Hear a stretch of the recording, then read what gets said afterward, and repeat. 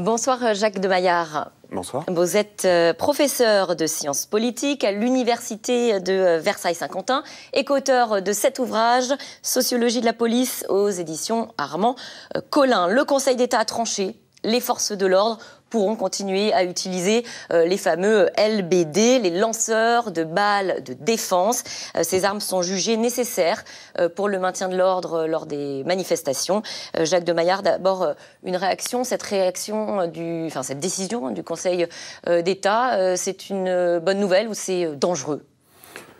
Disons que le juge des référés est resté relativement prudent. On est dans une situation de tension. Il a préféré pas cliver autour de cette question-là. La question centrale, c'est quelles sont les conditions d'usage du LBD ? Est-ce que l'usage du lanceur de balles de défense, il est proportionnel à la menace ou pas ?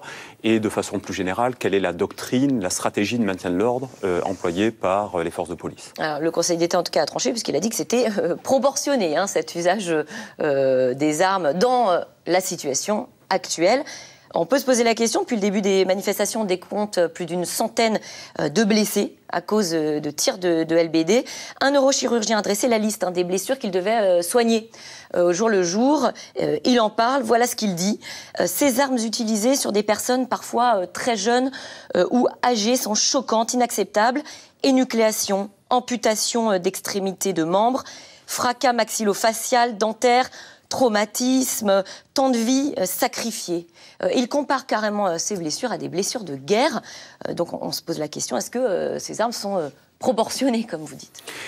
Elles peuvent l'être. Ce qui est très frappant là, dans la situation actuelle, c'est l'utilisation massive qui en a été faite. On a eu plus de 10 000 tirs recensés depuis le début des manifestations Gilets jaunes, c'est absolument considérable. Vous l'avez dit, un journaliste, David Dufresne, a fait le recensement des blessures. C'est 350 blessures, 100 blessures graves, sans doute 15 énucléations, c'est absolument considérable.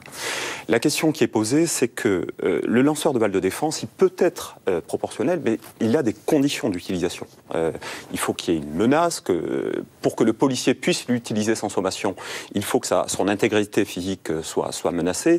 Donc toute la question qui est posée... C'est pas une arme de... dissuasion, c'est une arme normalement d'interpellation, c'est cela ? Ça peut être, c'est une arme aussi de protection, c'est-à-dire qu'un policier qui est menacé peut l'utiliser s'il est attaqué, par exemple, par un manifestant ou s'il fait l'objet de jets de projectiles. Donc les conditions d'utilisation des lanceurs de balles de défense sont, sur le principe, extrêmement strictes et précises.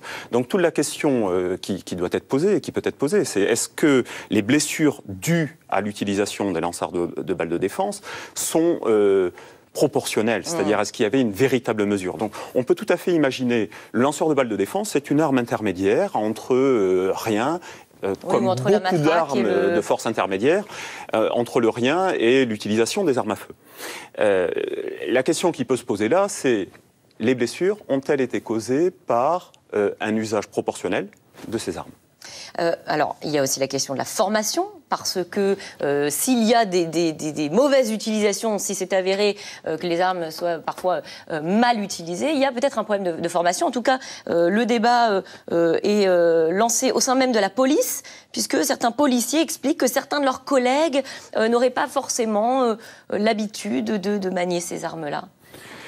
Oui, quand on voit le nombre d'utilisations qui a été fait des lanceurs de balles de défense depuis le début des manifestations, on peut se dire que y a eu une très forte diversité des forces qui l'ont utilisé. Je souligne un point important, c'est que comme a dû être mis en place un dispositif absolument massif, ont été impliqués dans les dispositifs de maintien de l'ordre des forces comme les brigades anticriminalité, comme les compagnies de sécurisation et d'intervention, qui n'ont pas l'habitude de faire du maintien de l'ordre. Donc, effectivement, quand on voit toutes les blessures graves, quand on voit les énucléations, alors que normalement, l'usage de balles de défense proscrit de viser le visage. On se dit qu'il y a un vrai enjeu sur l'usage. Je souligne une chose, c'est que la formation, il y a une formation pour être habilité à utiliser un lanceur de balles de défense, il y a une formation de 6 heures et il y a des tirs qui doivent accompagner cette formation. Cette formation, elle se fait sur des cibles fixes. Or là, bien évidemment, la question de la formation qui est posée, c'est comment est-ce qu'on utilise un lanceur de balles de défense dans des conditions d'intervention, avec des cibles qui sont mouvantes, avec des situations qui sont complètement inédites. Alors, du côté du gouvernement, on rappelle que les armes intermédiaires, comme on dit, comme vous l'avez rappelé, sont indispensables. On précise qu'il n'y a pas d'alternative. En tout cas, c'est ce que a répété Laurent Nunez, le secrétaire d'État auprès du ministre de l'Intérieur. Il était l'invité de RTL ce matin. Je vous propose de l'écouter. Il y a eu plus de 9000 tirs de LBD. Donc l'utilisation qui en est faite, elle est proportionnée. Ce sont des personnels qui sont formés, qui sont habilités. Ils le font quand il y a des agressions, quand il y a des attaques. Les LBD, toutes les armes intermédiaires, les grenades de désencerclement, les grenades lacrymogènes seront utilisées puisque c'est ce qui nous permet de contenir des exactions, de procéder à des interpellations quand la manifestation bascule en émeute, en guérilla urbaine. Et s'ils n'utilisent pas ces moyens intermédiaires, ils se retrouvent soit au corps à corps avec des individus violents, des individus casseurs, soit ils utilisent leur arme administrative, leur arme de service, ce qui n'est bien évidemment pas acceptable. Donc alors, soit ce sont les LBD, soit c'est le corps à corps, ou l'arme de service qui sert à tuer.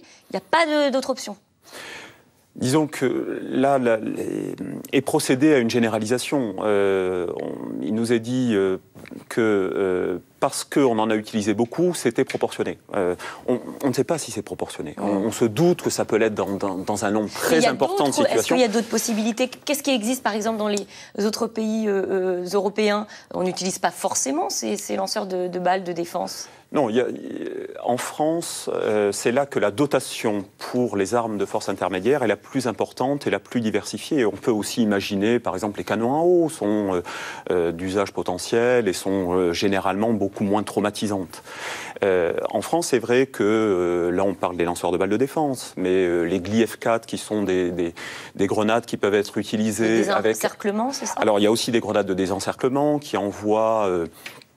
Des sortes de patchs de caoutchouc Donc, en fait, les GLI-F4 qui contiennent un petit peu de TNT, donc il y a toutes ces armes-là qui sont effectivement des armes dont on dit qu'elles sont à létalité réduite, mais qui procurent, impliquent des dégradations physiques chez les personnes qui en sont les victimes. Donc, ce que l'on voit là, c'est qu'on a eu une stratégie sur ces dernières semaines offensive de la part des forces de l'ordre qui ont été confrontées à un niveau de violence qu'elles n'avaient pas anticipé.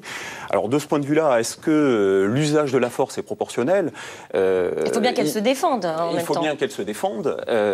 Toute la question, c'est qu'on ne peut pas généraliser sur l'usage nécessairement proportionnel par les armes de force intermédiaire. Ce que l'on peut dire, c'est qu'effectivement, dans un certain nombre d'autres pays européens, on n'a pas l'usage de ces forces-là. Ces controverses-là autour des armes, de cette violence dans les manifestations, ça pose aussi une question plus générale, celle des techniques, finalement, de maintien de l'ordre. Est-ce que nos techniques en France sont toujours adaptées, finalement? Est-ce qu'on a pris le coche d'un tournant, d'une réflexion autour du maintien de l'ordre en France?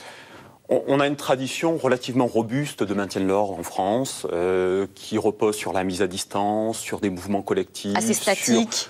Assez statique, le fait de montrer sa force pour ne pas l'utiliser. Ces techniques-là, elles sont relativement éprouvées, mais pas du tout adaptées aux situations auxquelles font face les forces de l'ordre depuis le début des Gilets jaunes et d'ailleurs depuis quelques années. Donc, une partie de ce qui fait le savoir-faire et la compétence n'est absolument pas adaptée aux enjeux qui sont ceux des Gilets jaunes. Donc il va falloir changer cela? La difficulté, c'est qu'on change difficilement dans le court terme, parce que les doctrines de maintien de l'ordre, elles doivent se repenser, les formations doivent se repenser. Parce qu'on peut donner l'exemple concret dans d'autres pays, pour le coup. Il y a eu ce cap de prix avec une réflexion sur justement de nouvelles techniques de désescalade, finalement, de la violence, et ça fonctionne. Alors, ce que montrent bien les expériences étrangères, c'est qu'on ne claque pas des doigts pour changer les pratiques de maintien de l'ordre. La deuxième chose, et il faut se garder de donner des leçons, c'est qu'il faut toujours comparer aussi le niveau de violence auquel ont à faire face les forces de l'ordre et les stratégies employées par les forces de l'ordre. Mais la communication utilisée dans les manifestations, ça, on sait que ça fonctionne, par exemple. Alors, troisième point, c'est qu'effectivement, on voit dans toute une série de pays l'utilisation de la communication avec des écrans pour permettre aux manifestants de comprendre les messages de la police qui ne sont pas évidents, avec des interventions ciblées et une communication en continu avec le reste des manifestants. Eh bien, merci à vous, Jacques de Maillard, d'être venu sur notre plateau. Tout de suite, c'est dans l'air avec Axel de Tarly. Ne bougez pas.